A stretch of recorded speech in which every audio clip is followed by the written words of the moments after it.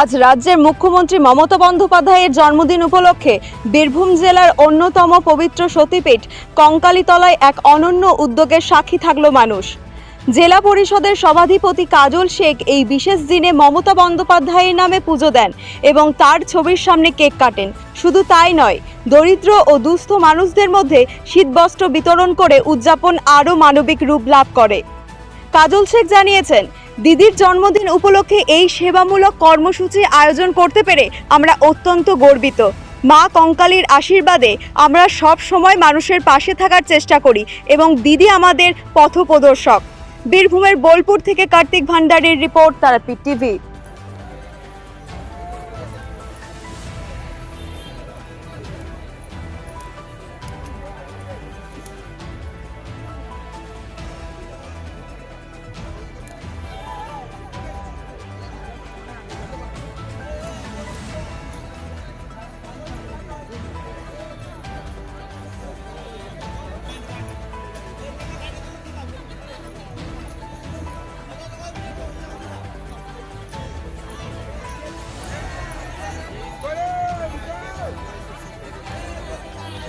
বাংলা মায়ের জন্মদিন, যিনি পিছিয়ে পড়া বাংলাকে এগিয়ে নিয়ে গেছেন হিমালয় থেকে কন্যাকুমারী পর্যন্ত, যিনি উত্তপ্ত পাহাড়কে শান্ত করেছেন, যিনি জঙ্গলমহলের মানুষ একসময় পিঁপড়ের ডিম খেয়ে জীবনযাপন করত, তাদের জীবন জীবিকার অধিকার ফিরিয়ে দিয়েছেন। সেই বাংলার মা, যিনি বাংলায় কাটাকাটি খুনোখুনি রাহাজানি বন্ধ করে উন্নয়নের মাধ্যমে বাংলার মানুষের মনের মণিকোটায় পৌঁছে গেছেন, সেই মায়ের আর জন্মদিন।